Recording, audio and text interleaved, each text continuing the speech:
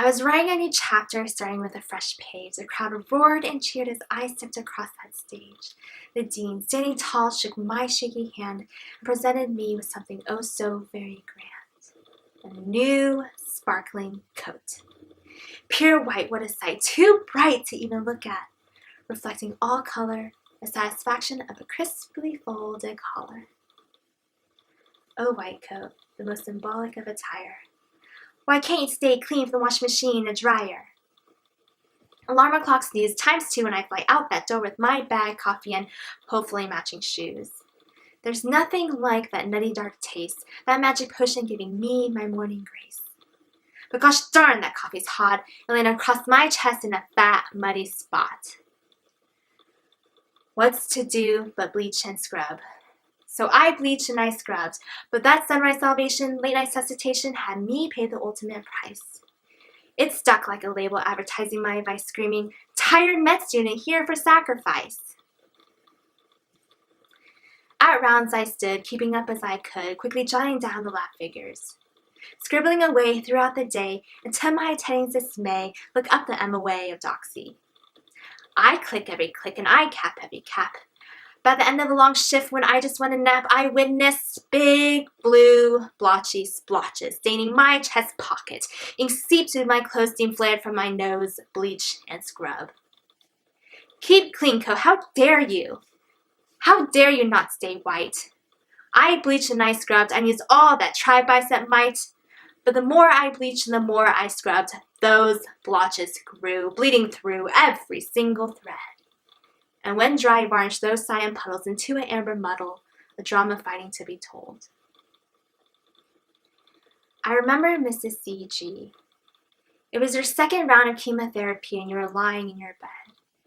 Face full of holes, purple lips, and a red scarf draped delicately across your head. Hesitantly you agreed, so I handed you your fruit punch to sip. You used every bony effort to bring that cup's edge to your lips. But your body conquered your spirit, and you raised up your slender hand and vomited what was yellow nothing, devoid of food as you had not been eating, not hungry for hope, not yearning to cope.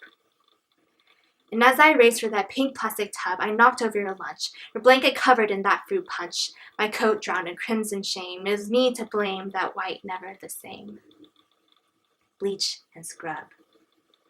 I bleached and scrubbed so hard, those soap suds cleansed more than the adiposity of soft soaped cotton. It had lightened that stain into a barely noticeable, but that same bleach and that same scrubbed turned my embroidered name into something so faint. From royal blue to slate gray, I had lost that colorful paint. I'd lost some of your story, my story, as if it had never existed, clinging onto my identity, my name unlisted. I remember Mrs. M.O. You were daily at your husband's side. In 3 weeks he was in the ICU. Urgently ushered to the waiting room, the co-team rushed in on cue. 10 minutes, 30 minutes, 60 minutes passed with haste, tears streaming down your face. The attending rushed and crouched low by your side, his furrowed brow he could not hide, told of the futility of their compressions, his immense pain, and of his defeated passing. And in that second that seemed everlasting, he was gone. And 45 years of marriage flashed like a film before your eyes. You wept into my shoulder, muffled were your cries. Bleach and scrub. Your tears of grief have stained my coat, but who am I to bleach and scrub them? These stains have built me, forged me. They paint a story of how this year has formed me. Every early morning note-written sick contact bad news bleeds through that heavy-duty cotton twine, teaching me to be kind and to cherish time and to accomplish what I wouldn't have even dared. Oh, white coat, the most symbolic of attire. You've become worn out, wrinkly, willing, and wise. White coat with stains, it's you.